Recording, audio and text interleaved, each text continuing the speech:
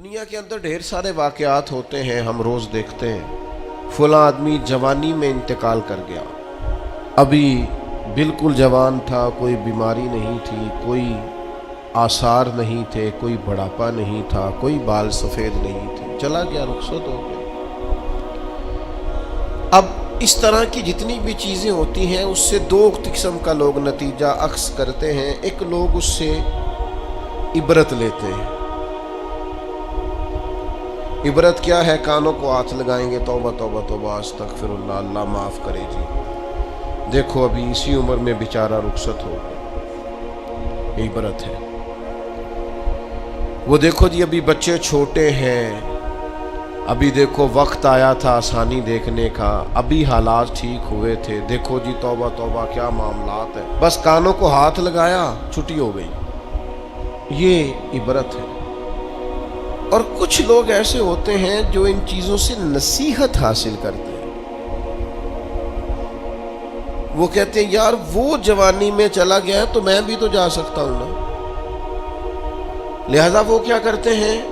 وہ اپنے آپ کو بدلتے ہیں، اپنے اعمال کو بدلتے ہیں، اپنے اخلاق کو بدلتے ہیں، اپنے کردار کو بدلتے ہیں، اپنے شب و روز کو بدلتے ہیں، اپنی صبح اور شاموں میں تبدیلی لاتے ہیں، اپنی جوانی کو ضائع نہیں کرتے۔ میں اور آپ روزانہ ڈھیروں عبرت کی چیزیں اپنے معاشرے میں دیکھتے ہیں۔ ہمارے قریبی لوگ چلے گئے، ہم نے ان کے جانے کے بعد کہا یار دیکھو زندگی کا بھروسہ کوئی نہیں، کل یہ بندہ ہمارے ساتھ تھا، آج رخصت ہو گیا، بھروسہ کوئی نہیں، پتہ نہیں کیا ہوگا۔ یہ عبرت ہے۔ بس توبہ توبہ کی، پھر اسی کام لگ گئے غافلوں والے۔ لیکن اگر وَمَوْعِظَةً لِّلْمُتَّقِينَ پر عمل ہوتا تو پھر ہم کیا کرتے؟ پھر ہم کہتے یار اگر وہ چلا گیا ہے تو بیٹھے میں نے بھی نہیں رہنا، جانا مجھے بھی پڑے گا، لہذا تیاری کرو۔ عبرت اور نصیحت اس میں فرق ہوتا ہے۔ ہم چیزوں کو بطور عبرت دیکھ تو لیتے ہیں پر ان سے نصیحت حاصل نہیں کرتے۔ ہمیں نصیحت حاصل کرنی۔ قرآن مجید فرقان حمید کے اندر بہت ساری قوموں کے احوال اللہ نے بیان فرمائے۔ کس لیے بیان کیے؟ قرآن کوئی معاذ اللہ ہمیں کوئی واقعہ سنا کے ایسے ہی گزرنا تو نہیں چاہتا، لیکن اتنی قوموں کے حالات ہیں، جگہ جگہ ذکر ہے جناب نوح کا ان کی قوم کا، جناب داؤد کا ان کی قوم کا، جناب لوط علیہ السلام کا ان کی قوم کا، جناب شعیب علیہ السلام کا ان کی قوم کا، جگہ جگہ پہ ذکر ہے، تذکرہ ہے، انبیاء نے انہیں سمجھایا ہے، وہ باز نہیں آئے، اس کی انہیں سزا ملی ہے۔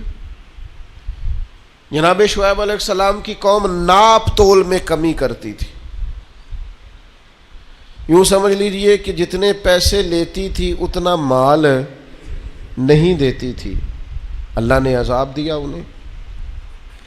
ہم نے قرآن مجید کے اندر اس واقعہ کو پڑھا، اس حالت کو دیکھا۔ اب جب ہم نے وہ عذاب والی چیزیں پڑھی نا، ان پر عذاب آیا، وہ چیخ کی آواز آئی زوردار،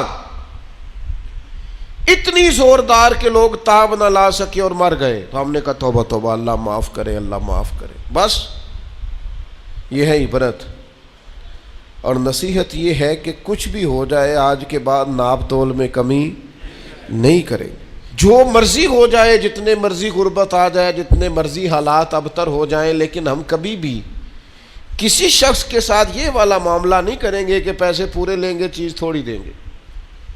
اس عبرت سے نصیحت کیا حاصل کی؟